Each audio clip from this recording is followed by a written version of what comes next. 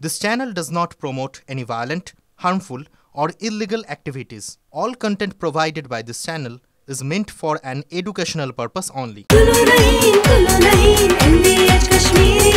अरे कम दे किंतु खाटी दे MDH कश्मीरी लाल लंकार गुड़ो MDH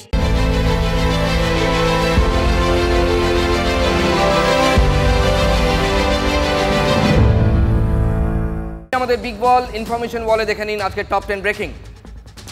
এক নম্বর ব্রেকিং, আরসিবি মানে রয়্যাল চ্যালেঞ্জার্স বেঙ্গালুরুর আইপিএল জয়ের উৎসবে মহা বিপর্যয়। 2 নম্বর, বেঙ্গালুরুতে পদপিষ্ট হয়ে মৃত 11, এখনো পর্যন্ত আপডেটেড যেটা 11, সংখ্যা আরও বাড়তে পারে। 3 নম্বর, চিন্নাস্বামী স্টেডিয়ামে ঢোকার সময় হুড়োহুড়ি, মানে স্টেডিয়ামের বাইরে মূলত প্রচণ্ড হুড়োহুড়ি। 4 নম্বর, বাইরে মৃত্যু মিছিল, স্টেডিয়ামে সেলিব্রেশন, যেটা গোটা দেশকে অবাক করেছে। 5 নম্বর, নরেন্দ্র মোদী রাহুল গান্ধীর তরফে শোকবার্তা, দুজনই শোক প্রকাশ করেছেন। জনগণনার দিন ঘোষণা করল কেন্দ্র। বহু বছর পর ফের জনগণনা হচ্ছে। 2026-এর 1 অক্টোবর থেকে জনগণনা শুরু। এটা প্রথম ফেজ। দ্বিতীয় ফেজ দেখুন পরের ব্রেকিংয়ে আছে। 2টি পর্যায়ে হবে জনগণনা। 2027-এর 1 মার্চ থেকে দ্বিতীয় ফেজ হবে। 9 নম্বর, মহেশতলার শিশু শ্রমিক এখনও নিখোঁজ। যে বাচ্চাটাকে ইলেকট্রিক শক দেওয়া হয়েছিল কারখানার মালিক শাহেন শাহ, তার নাম উল্টো করে ঝুলিয়ে, সেই বাচ্চাটাকে এখনও খুঁজে পাওয়া যাচ্ছে না। প্রচণ্ড উদ্বেগে রয়েছে তার পরিবার। 10 নম্বর, গুজরাটের রাজকোটে পূর্ব বর্ধমানের কালনার শিশুকে নির্মম মার। সোনার দোকানে এইটুকু একটা বাচ্চা, 12-13 বছর বয়স, পিঠে আঘাতের দাগে ভর্তি। গুজরাটের সোনার দোকানের মালিক এমন মেরেছে যে সেই ছবি দেখানো যাচ্ছে না, এমন অবস্থা। দেখুন, আজকে মেজাজ ধরে রাখতে পারছি না।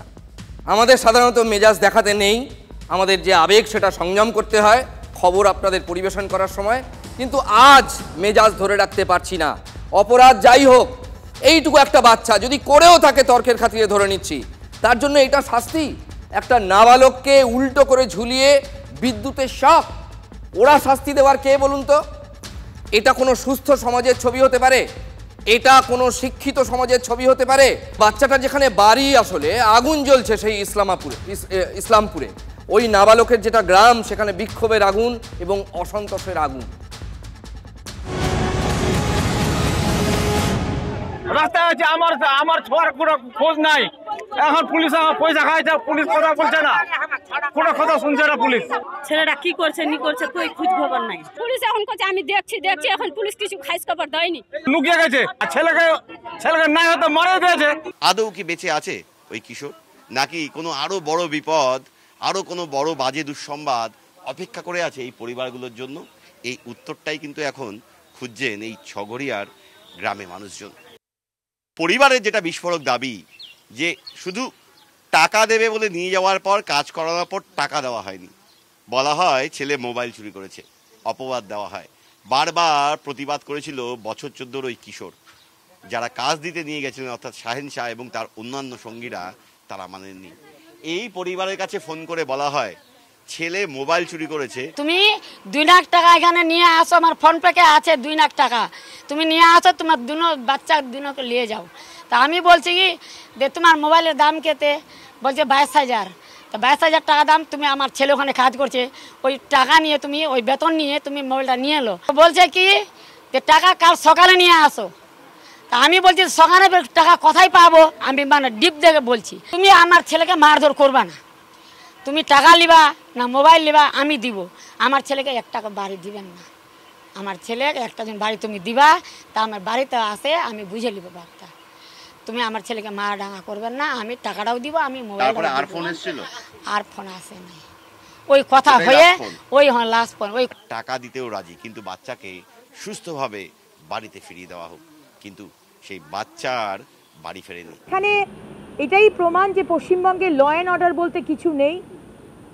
বাংলার মানুষ পুলিশকে ভরসা করে না, তারা নিজের হাতে ল অ্যান্ড অর্ডার নিয়ে নিচ্ছে এবং তারা মনে করছে যদি তারা তৃণমূল হয় তারাই পুলিশ, তারাই বিচার ব্যবস্থা, তারাই আদালত, তারাই রায় শোনাবে।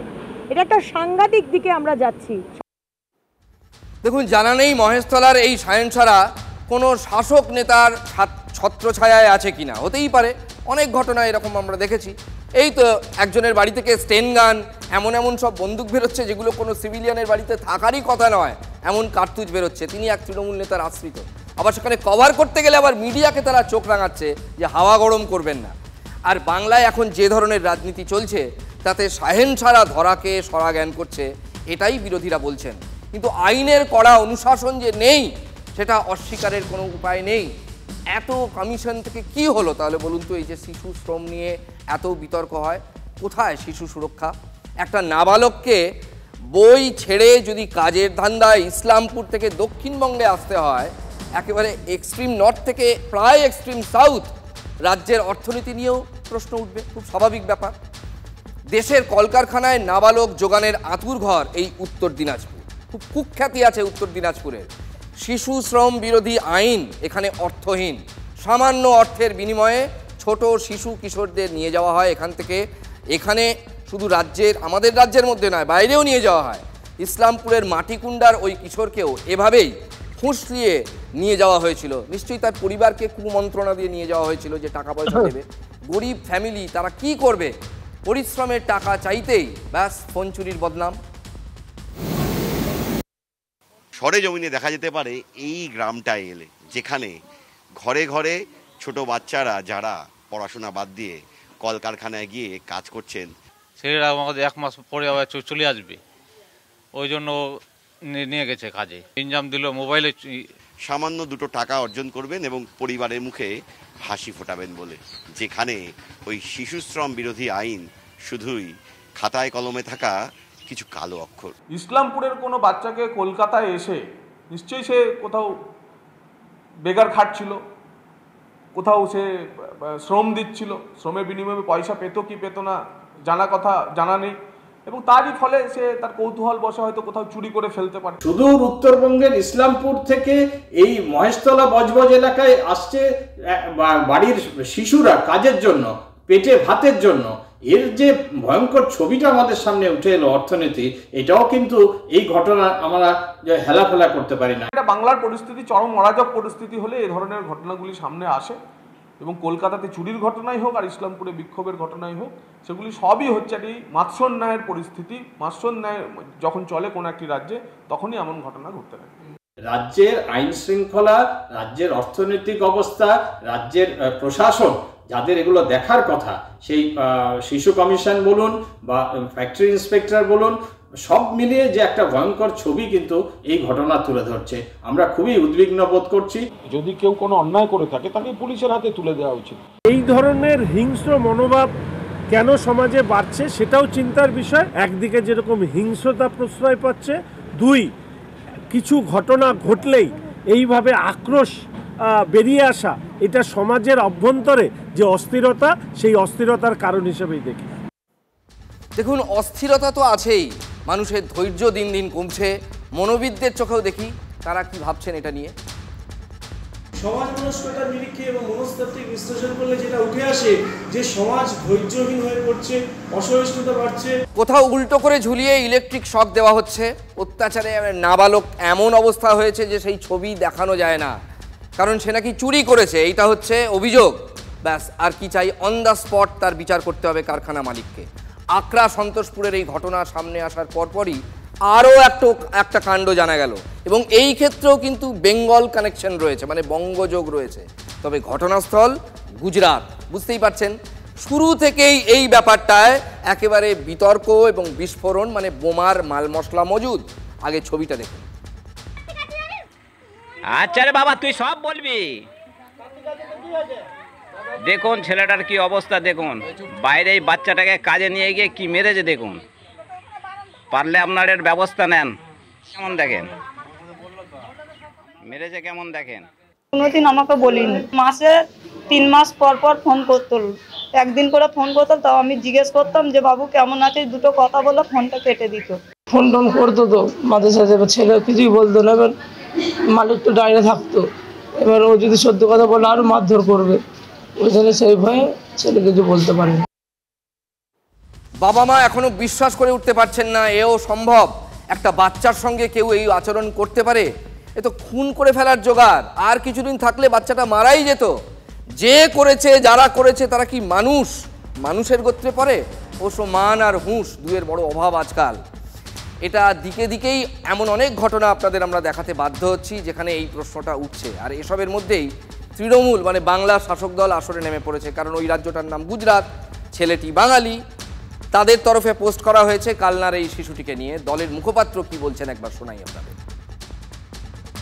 নারকীয়ভাবে গুজরাট যে বাচ্চাটাকে যেভাবে আক্রমণ করা হয়েছে, মারা হয়েছে, নারকীয় অত্যাচার, এর তীব্র প্রতিবাদ করা হচ্ছে। তীব্র প্রতিবাদ।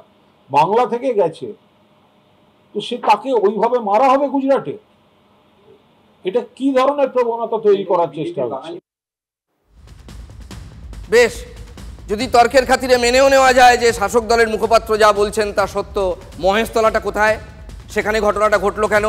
এখন পুলিশ কতটা ক্ষিপ্রতা দেখাচ্ছে সেই পরিবারের বাচ্চাকে ধরে আনতে বা সেই শাহেনশাকে ধরতে? আমরা ওরার এই সুরটা কিন্তু স্পষ্ট হয়ে গেল, তাই না? আগেই বলেছিলাম এতে বোমার রসদ আছে। বাংলার ছেলে গুজরাতে মার খেয়ে এই অবস্থা তার। এতে টার্গেট হতে মোটেও রাজি নয় বিজেপি। ফলে হাতে গরম জবাব বিজেপিও দিয়েছে। দেখুন, তৃণমূল কংগ্রেস গুজরাতের কোনো ঘটনা যদি এভাবে তুলে ধরে সেটাকে জাস্টিফাই করতে চায়, তাহলে বাংলার গভীরতর লজ্জার দিন। আজকে যে বালক সেই বুঝতে পারছে যে পশ্চিমবঙ্গে আরো 10 বছর হয়ে আমি যখন বেকার হওয়ার পরিস্থিতি তৈরি হব, তার মধ্যেই আমি অভুক্ত অবস্থায় মরতে পারি।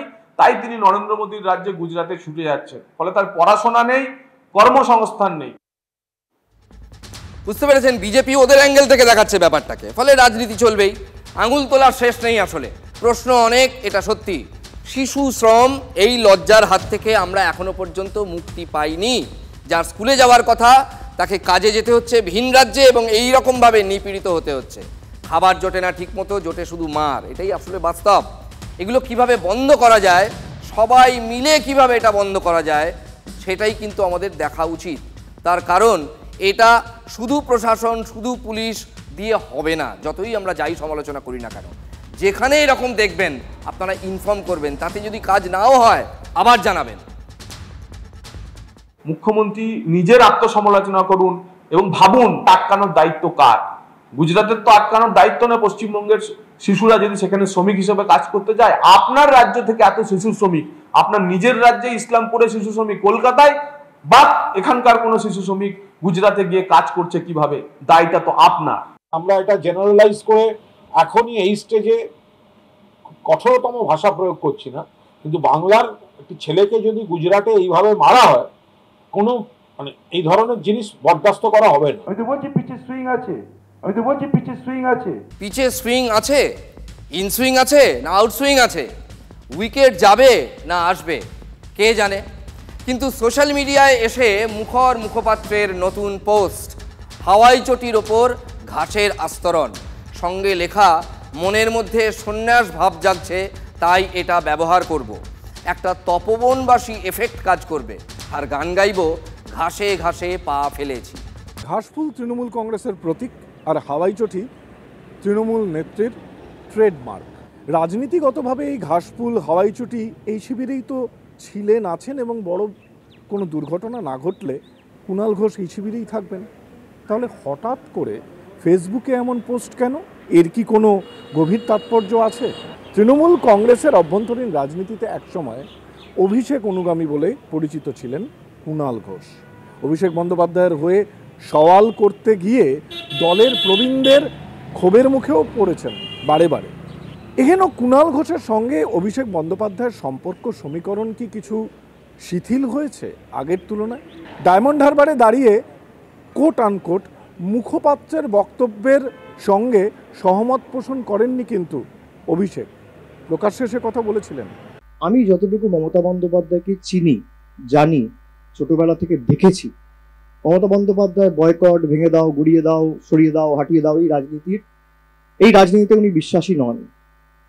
মমতা বন্দ্যোপাধ্যায় যদি এই রাজনীতিতে বিশ্বাসী হতেন, তাহলে আজকে যারা এইসব কথা বলছেন তাদের মধ্যে অনেকে মমতা বন্দ্যোপাধ্যায়কে একটা সময়ে আক্রমণ করেছে, তারাই দলে ফিরতে পারতেন। আমি গোড়ার থেকেও বলেছি যে এ বিষয়ে মমতা বন্দ্যোপাধ্যায় সর্বোচ্চ নেত্রী, তিনি যা বলবেন মাথা পেতে নেব। এখনো পর্যন্ত তার কাছ থেকে কোনো কথা শুনিনি। ফলে তিনি কি ভাবছেন সেটা নিশ্চয়ই আর একজনের মুখ থেকে শুনবো না। তারপরেই মমতা বন্দ্যোপাধ্যায়ের ছবি পোস্ট করা, ঘাসফুল মার্কা হাওয়াই চটি পোস্ট করা নিঃসন্দেহে খুবই তাৎপর্যপূর্ণ বলে মনে করছে রাজনৈতিক মহল। কারণ ব্যক্তির নাম কুণাল ঘোষ, তার প্রতিটি পদক্ষেপেই একটা রাজনৈতিক বার্তা থাকে। ক্রক্সের নতুন মডেল এসছে, একটা চটিতে ইয়ে দিয়ে করেছে, ওই কৃত্রিম ঘাস দিয়ে করেছে, আমাকে একজন উপহার দিয়েছে, আমি শখ করে পরে পোস্ট করেছি, তাতে কার কি, তার সঙ্গে আমার জল্পনারই বা কি আছে? ঘাসে ঘাসে পা ফেলেছি তো ভালো তো, মানে এটা ইয়ে আছে, মানে একটা ঘাস এফেক্ট থাকলে একটা কিরকম একটা তপবনবাসী ফিল হয় না? আসলে ওটা দেখতে আমার খুবই ভালো লেগেছে। আমি তো বলছি পিচে সুইং আছে, আর উইকেট আসবে।